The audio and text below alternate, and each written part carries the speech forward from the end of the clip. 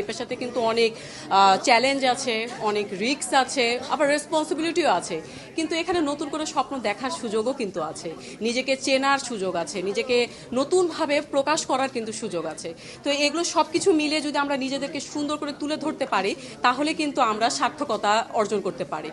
আর আমি বলবো যে প্রত্যেকটা পেশাতেই কিন্তু হচ্ছে অনেক বেশি ডিফিকাল্টিস থাকে ও তারপর হচ্ছে ফ্লস থাকে, এগুলো সব কিছু ওভারকাম করেই কিন্তু আমাদেরকে যেতে হয়।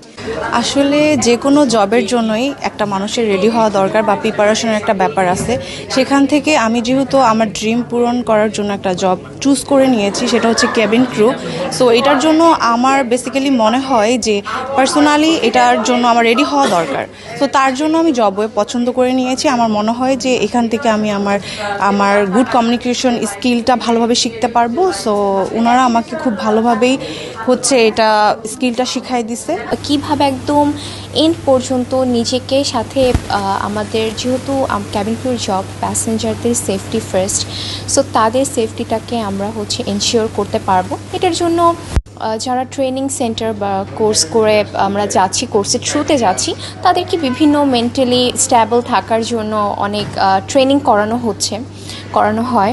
অ্যান্ড তারপরও প্রত্যেক ব্যক্তি বিশেষের আসলে নিজের এইভাবে কনফিডেন্ট রাখা উচিত যে নো ম্যাটার হোয়াট, আমি শেষ পর্যন্ত I will fight for the passengers and for my self as well. বাংলাদেশে এই প্রথম একটা বই বের হয়েছে যেখানে হচ্ছে কিভাবে বিমানবালা কেবিন ক্রু হওয়া যায়, কিভাবে বিমানবন্দরে চাকরি পাওয়া যায়, কিভাবে টেলিভিশনের সংবাদ উপস্থাপিকা হওয়া যায়, যেটা বলা চলে যে এই বাংলাদেশে এরকম প্রথম একটা বই। এবং এই বইটার মধ্যে যে শুধু কিভাবে হওয়া যায় এটাই শুধু নয়, আমাদের চাকরি কত সংখ্যক পেয়েছে সেটারও কিছু অংশ, মানে হচ্ছে সাম্প্রতিক অংশটাও কিন্তু এই বইয়ের মধ্যে আছে। এবং এই জবের প্রতিষ্ঠানটা তিলে তিলে গড়া আমার একটা প্রতিষ্ঠান, যেখানে বাংলাদেশের বিভিন্ন প্রান্ত থেকে ছুটে চলে আসে। বলবো যে আজকে আপনারা দেখেছেন যে ঢল নেমে গেছে এই 5 স্টার একটা হোটেল রিজেন্সিতে এই সেমিনার করার জন্য, যেখানে আয়োজনটা ছিল হচ্ছে এক যুগ পূর্তি উপলক্ষ। এরপরে হচ্ছে আমাদের নতুন একটা বই উদ্বোধন, যেটা হচ্ছে কিভাবে বিমানবালা কেবিন ক্রু হওয়া যায়, কিভাবে বিমানবন্দরে চাকরি পাওয়া যায়, কিভাবে টেলিভিশনের সংবাদ উপস্থাপিকা হওয়া যায়। তো আশা করি ইনশাআল্লাহ এটা দর্শকদের কাছে অনেক ভালো লাগবে।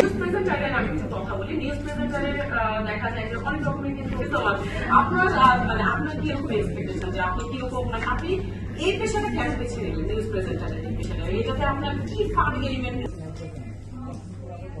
আচ্ছা, আমাদের কাছে সময় আছে, একটু বলেন, সমস্যা একটু শর্ট করে বলতে।